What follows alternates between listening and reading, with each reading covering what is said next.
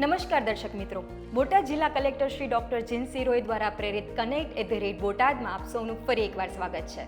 Connect બોટાદના માધ્યમથી સમગ્ર દેશમાં જેઓ મા ભૂમિની રક્ષા કાજે તૈનાત છે તેવા તમામ સેનાનીઓને નમન છે, વંદન છે. દર્શક મિત્રો, આજે કનેક્ટ બોટાદના સ્ટુડિયો પર એક એવા મહાનુભાવ ઉપસ્થિત છે જેમણે આપણી દેશની સેનામાં અનન્ય યોગદાન આપેલું છે.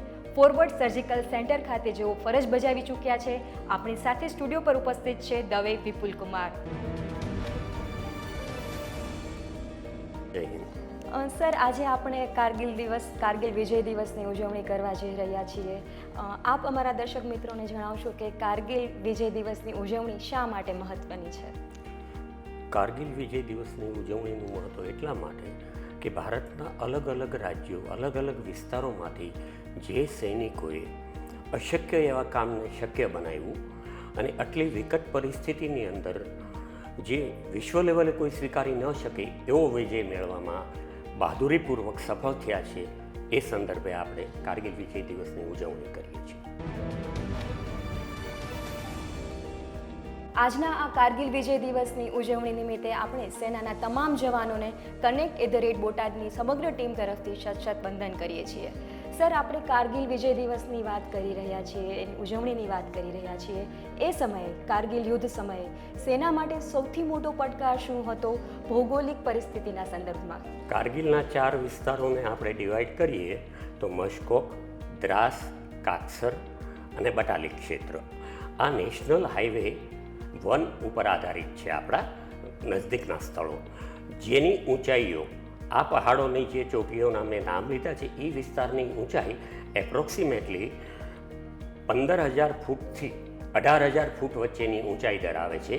અને ત્યાંની ભૌગોલિક પરિસ્થિતિની અંદર એવું વાતાવરણ છે કે સતત -ડિગ્રીમાં રહેતું હોય એવું તાપમાન, ઓક્સિજનની બિલકુલ કમી નથી, કોઈ પેડ પૌધા કે વનસ્પતિઓ ત્યાં, અને એકદમ સફેદ રણ જેવો વિસ્તાર છે. એની અંદર માણસ પોતાનું વજન સાથે પોતાને કેરી કરવાનું વજન લઈને 10 કદમ ચાલે તો પણ શ્વાસ એકાએક ફૂલી જાય છે. આવી પરિસ્થિતિની અંદર આપણે આ લડાઈ જીતવાની હતી. કારગિલની અંદર જ્યારે એક કોમન અન્ડરસ્ટેન્ડિંગ છે બંને દેશોની, ઠંડીની ઋતુ શરૂ થાય, બરફમારી શરૂ થાય એટલે પોતપોતાની પોસ્ટ આપણી બનેલી હોય એને ખાલી કરી અને પોતપોતાના વતન તરફ પોતાની હદમાં પરત આવતા હોય છે. તો જ્યારે 1998માં ભારતીય સેના પરત આવી ગઈ છે, એવી રીતે પાકિસ્તાન સેના પણ રૂટીનમાં પરત જતી રહે છે એવું માની અને 1999માં જ્યારે આપણે આપણી પોસ્ટો ઉપર પહોંચવાની ટ્રાય કરીએ છીએ ત્યારે તે પોસ્ટોને વેકેટ કરી અને મિલિટન્ટ બેઠા હોય છે, જેહાદી મિલિટન્ટ, જેઓએ આપણા સૈનિકોને સીધા ટાર્ગેટ બનાવવાનું શરૂ કર્યું. ત્યારબાદ ભારતીય સેનાએ પોતાના પ્રયાસો કર્યા, પરંતુ ઉપરની ટોચો ઉપરથી લગાતાર આવતી ફાયરિંગ અને ટૂંક સમયની અંદર જ તે કારગિલ સ્થિત આપણો એક આમ્યુનિશન ડમ્પ ઉડાવી દેવામાં આવે છે. ત્યારે ભારત સરકારને અને ભારતીય સેનાને ખ્યાલ આવે છે કે આપણી લડાઈ ફક્ત મિલિટન્ટ સાથે નથી, આપણી લડાઈ પાકિસ્તાનની આર્મી સાથે છે. આ સમય દરમિયાન ભારતની અલગ અલગ ઇન્ફેન્ટ્રી યુનિટ્સોને આગળ કરવામાં આવે છે. સિયાચીન અને લેહ સ્થિત આપણી 2 બ્રિગેડોને નીચેની તરફ આગળ કરવામાં આવે છે, જેથી નેશનલ હાઈવે નંબર 1ને આપણે ખોલી શકીએ. જે જોજીલા પાસ, કદાચ વિશ્વની 10 દુર્ગમ રસ્તાઓમાં જોજીલા પાસનું નામ છે.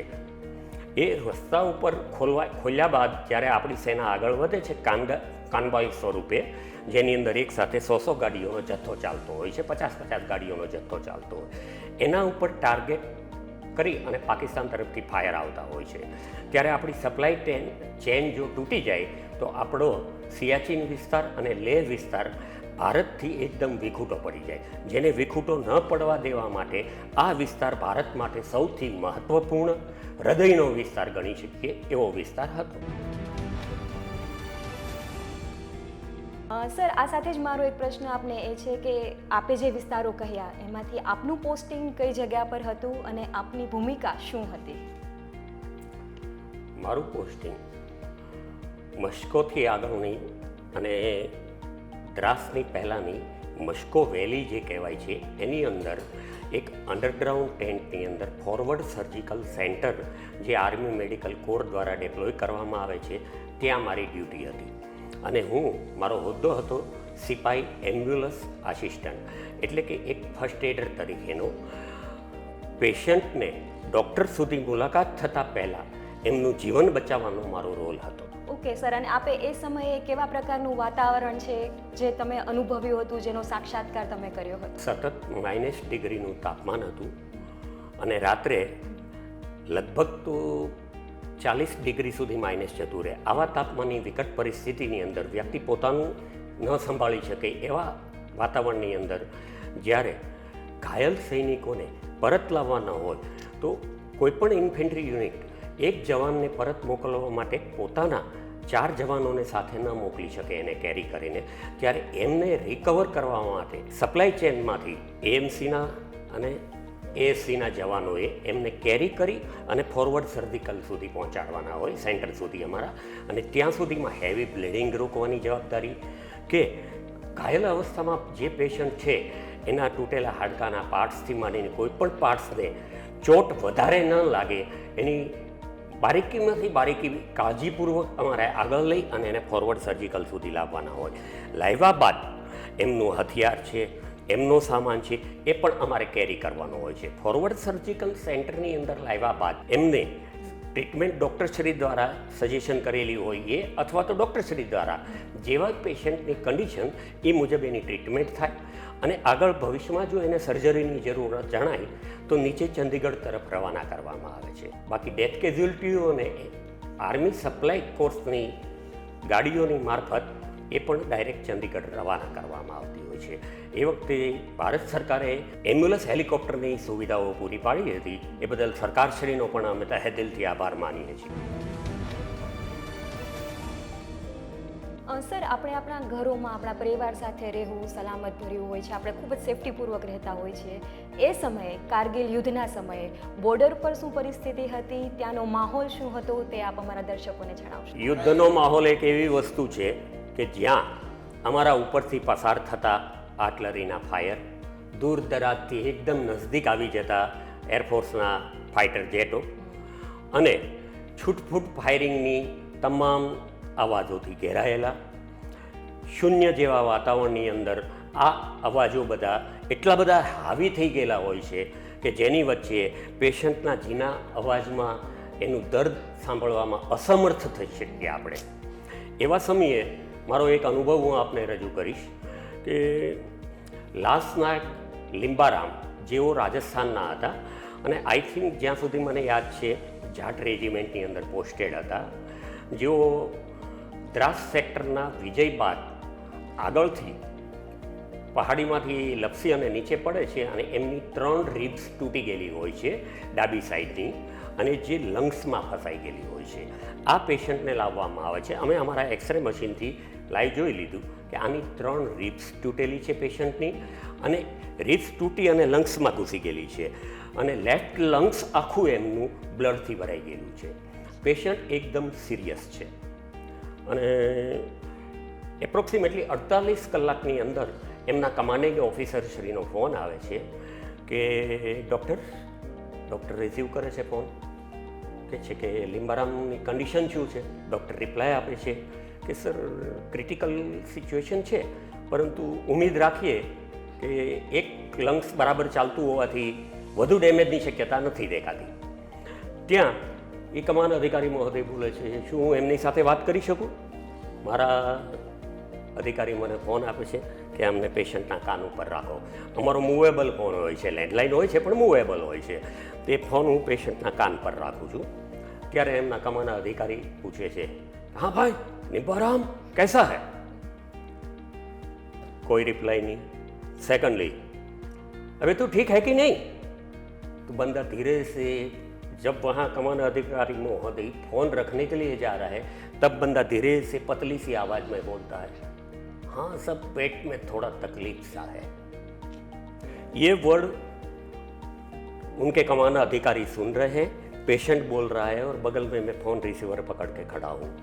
बंदे का दूसरा सवाल ये नहीं था कि मेरा परिवार कैसा है, मेरा घर कैसा है। दूसरा सवाल बंदे का ये था, सर मेरे पलटन में सभी बंदे कैसे हैं। ये माहौल होता है, घर परिवार सब बाद में, पहले मेरी पलटन के सारे जवान सब सेव तो है ना।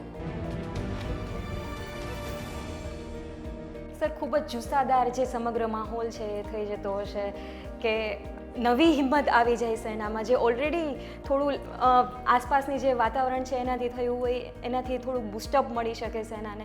સર આપના જે સાથીદારો હતા એમની સાથેના આપના કોઈ અનુભવો અમારા દર્શકોને જણાવશો? અમારા સાથી મિત્રોમાં અમે પેશન્ટ કેરી કરવા જતા હોઈએ અવારનવાર. અમે લોકો ફ્રન્ટ ઉપર પેશન્ટો લેવા માટે ક્યારેક જતા હોઈએ છીએ, અથવા તો ક્યારેક પેશન્ટો ડાયરેક્ટ આવતા હોય છે. એવા સમયે એક પેશન્ટને બચાવવામાં સ્ટ્રેચર ઉપર ચારે ખૂણામાં એક એક વ્યક્તિઓ દુર્ગમ પહાડીમાંથી નીચે ઉતરવાનું હોય છે, અને એ પેશન્ટને કોઈ પણ જાતની મૂવમેન્ટ વગર લાવવાના હોય છે. ત્યારે પેશન્ટ ક્યારેક સ્પાઇનલ કોર્ડ ઇન્જરી હોય છે, ક્યારેક લંગ્સ ઇન્જરી હોય છે, ક્યારેક લેગ કે હાથની અંદર ફ્રેક્ચર પણ હોય છે, અને ગોળીઓ ધસેલી હોય છે. સૌથી વધારે પેશન્ટ અમે બુલેટના પેશન્ટોને રિસીવ કર્યા છે. એ સમયે એક એવો અનુભવ છે કે એક વ્યક્તિને બચાવતી વખતે કદાચ ચારનો પણ જીવ દેવાનો થશે, પરંતુ એ પેશન્ટને છોડીને ક્યારેય કોઈ નથી આવ્યા. દર્શક મિત્રો, આ કોઈ કહાની નથી પરંતુ વાસ્તવિકતા છે. કારગિલ યુદ્ધ સમયની સેનાની શૌર્યવાન વાસ્તવિકતા છે. આપણે સર પાસેથી જાણીશું કે કારગિલ વિજય દિવસના સાચા હીરોઝ આપના મતે કોણ છે? કારગિલની વોર દરમિયાન કોઈ પણ વ્યક્તિનો કોઈ પણ રોલ એ વગર ચેન તૂટી જાય. ચેનની તમામ કડીઓ અમારી નજરે હીરોઝ છે. કોઈ પણ ચેનની એક કડી મિસ થાય, પોતાનો રોલ મિસ થાય તો ચેન તૂટી જાય. હવે તેની અંદર નાનામાં નાની પોસ્ટનો રસોઈયો આપણે ગણીએ તો પણ એનો રોલ છે કે ફૌજ ખાશે તો જ લડી શકશે, ફૌજને રાશન આવશે તો જ ફૌજ લડી શકશે, અને ફૌજને આર્મ્સ અને આર્મિશન મળશે તો જ એ લડી શકશે, ઘાયલોને ટ્રીટમેન્ટ મળશે તો જ એ લડી શકશે.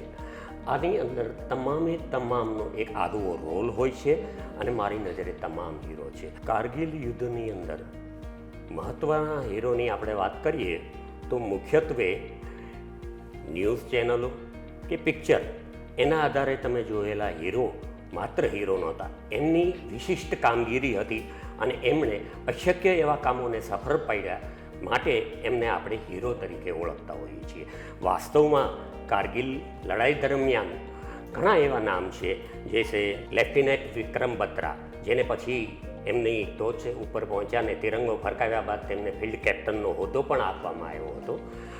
તો કારગિલ વોર દરમિયાન ફક્ત સૈનિકોના પરિવારોનો પણ ભોગ બહુ મહત્ત્વપૂર્ણ હોય છે. 11 GR ગોરખા રેજિમેન્ટ છે 1/11 નામની, તેના લેફ્ટનન્ટ દુન નારાયણ શ્રેષ્ઠા, જેઓ બહુ નાની પોસ્ટ ઉપર હોય છે, અને તુર્તુકની પહાડી ઉપર જ્યારે એમની કંપની તરફથી આક્રમણ કરવામાં આવે છે એ સમય દરમિયાન જેઓ મિસ થાય છે. પછી થોડા 48 કલાક સુધી એમની શોધખોળ ચાલે છે, પરંતુ એમની બોડી કે એમના કોઈ સંકેતો મળતા નથી. પછી ફરી 72 કલાકનું ઓપરેશન ચાલે છે, સર્ચ ઓપરેશન, એમાં પણ લેફ્ટનન્ટ દુન નારાયણ શ્રેષ્ઠા મળતા નથી. ત્યારે એમના કમાન્ડ અધિકારી મહોદય એમના પરિવારને કમ્પન્સેશન મળી રહે એ હેતુથી એમને ડેથ ડિક્લેર કરવામાં આવે છે. અને એ સમયની નેપાળી કરન્સી, જેઓ નેપાળના વતની હોય છે, અને ગોરખા રેજિમેન્ટની અંદર 25% ફૌજ આજે પણ નેપાળની હોય છે. તો નેપાળી કરન્સીમાં એપ્રોક્સિમેટલી 55 લાખ જેવી રકમ લઈ અને એમના ઘેર 11 GR રેજિમેન્ટની યુનિટના અધિકારી અને કર્મચારીઓ સાથે ત્યાં પહોંચે છે, એમના વતનના લોકો, એમના મિત્રો સાથે. અને ત્યારે દુનનારાયણ શ્રેષ્ઠાની પત્ની શ્રીમતી ટેક નારાયણ શ્રેષ્ઠા, જેનું નામ હોય છે, અને એમને રકમ આપવાનો પ્રયત્ન કર્યો. ત્યારે એમણે રકમ સ્વીકારી નથી. એમનો જવાબ એ હોય છે કે જ્યાં સુધી મારા પતિની હું બોડી ન જોઉં કે ન રિસીવ કરું ત્યાં સુધી હું એમને સ્વર્ગીય નથી માની શકતી.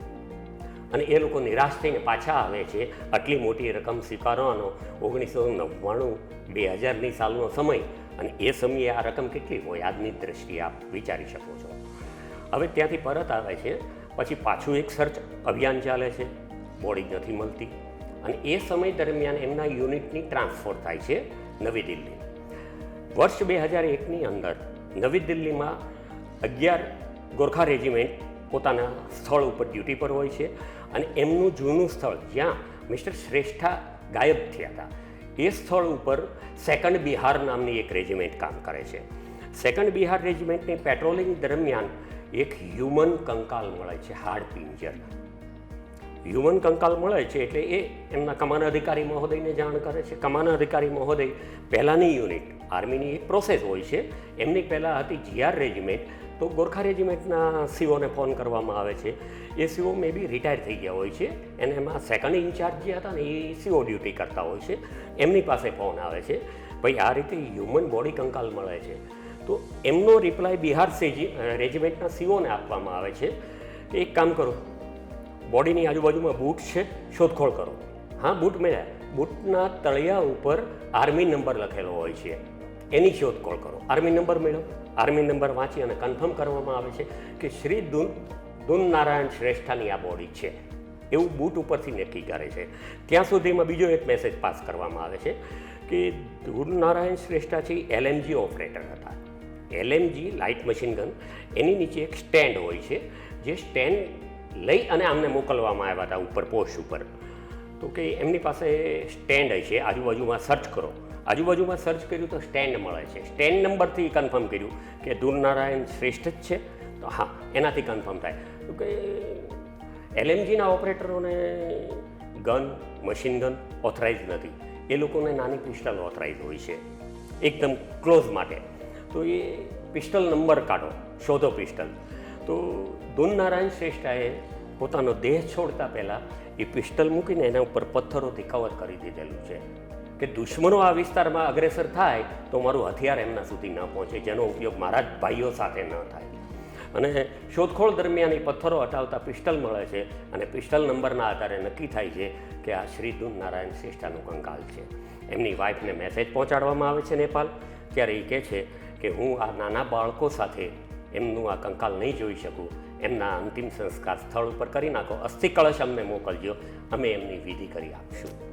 અને 2nd બિહાર રેજિમેન્ટ દ્વારા એમના અંતિમ સંસ્કાર કરવામાં આવે છે એ જ તુર્તુકની પહાડીવાળા વિસ્તારોની અંદર.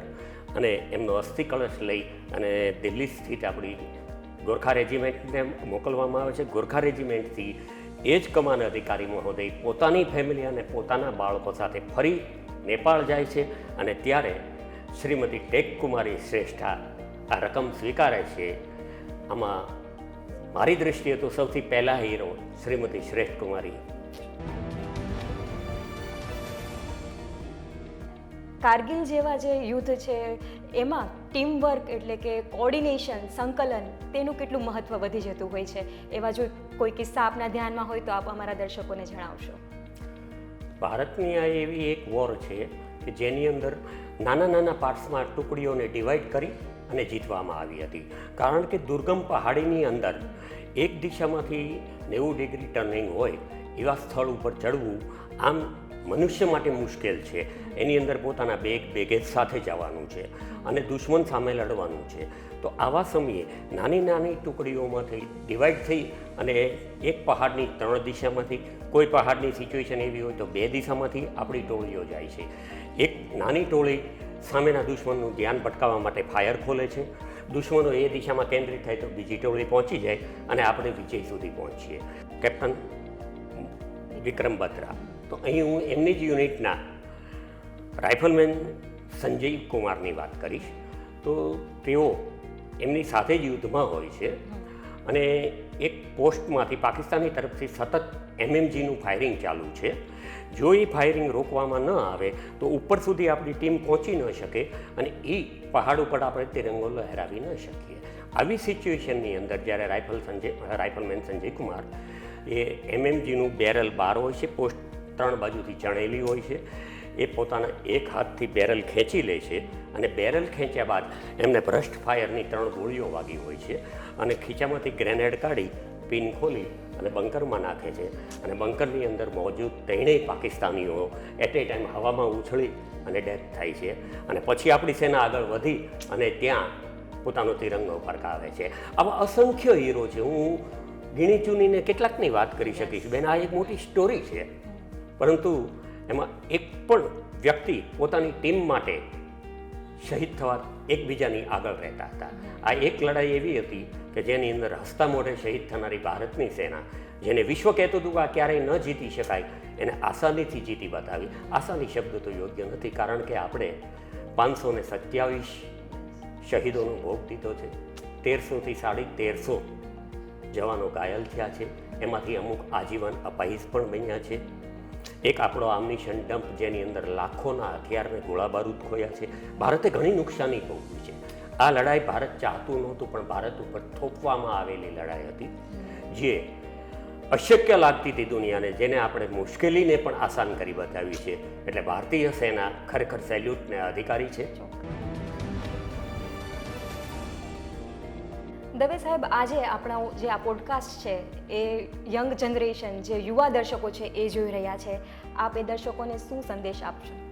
કારગિલ વિજય દિવસ નિમિત્તે યુવાનોનો હું એક જ સંદેશ આપીશ કે જ્યારે સેના છે એ રોજગાર નથી, સેના છે એ દેશ સેવાનો સૌથી મહત્ત્વપૂર્ણ અંગ છે. બીજું, સેનાની અંદર જવા માટે યોગ્ય લાયકાતની જરૂર છે. જે લાયકાત કેળવવા માટે બેઝ બનાવવો જરૂરી છે, અને બેઝ બન્યા બાદ તમારો બેઝ મજબૂત હશે તો જ તમે એ એક્ઝામો ક્લિયર કરી અને આર્મી જોઈન કરી શકશો. આજે મેં તમને અગાઉ મારી વાતમાં મેં જણાવ્યું કે સૈનિક સ્કૂલ છે, રાષ્ટ્રીય મિલિટરી સ્કૂલ છે, જેવી સ્કૂલો ઘડતર કરી રહી છે. અમુક એક્ઝામો છે, NDA, CDS, FCAT, જેના માધ્યમથી પણ ડાયરેક્ટ અધિકારીની એક એન્ટ્રીની અંદર આર્મી જોઈન કરી શકાય છે. પરંતુ આર્મી જોઈન કરવી એ રોજગાર નથી, એક દેશ પ્રેમ છે. અને આજે આપને જણાવતા મને આનંદ થાય છે કે વર્ષ 2023ની 7 જૂને મારા સને પણ ભારતીય સેના CDSના માધ્યમથી જોઈન કરી હતી. આજે જેઓ લેફ્ટિનેન્ટ તરીકે ફરજ બજાવે છે. મારી એક ડોટર પણ છે જે ગ્રેજ્યુએશન પૂરું કર્યા બાદ FCATની તૈયારી કરી રહી છે. તો મિત્રો, હું મારા પરિવારને તો હું એટલું જણાવી શકું છું, તો આપ પાસે પણ એક અપેક્ષા રાખું છું કે દેશની સેના માટે કંઈક કરી ગુજરીએ. સૈનિકોને ખાલી સ્લ્યુટ આપવી કે 15 ઓગસ્ટે ધ્વજવંદન કરવું, 26 જાન્યુઆરીએ ધ્વજવંદન કરવું એ માત્ર દેશભક્તિ નથી. દેશની નાનામાં નાની મારો કચરો હું મારા ખીચામાં નાખું એ પણ સ્વચ્છતા દેશભક્તિનો જ પાર્ટ છે. મારાથી વડીલોને હું રોડ ક્રોસ કરાવું એ પણ પાર્ટ્સ ઓફ દેશભક્તિ જ છે. મહિલાને હું સીટ આપી દઉં છું બસમાં તો એ પણ દેશભક્તિ છે. તો દેશભક્તિના સંસ્કારો કેળવવા પડે છે.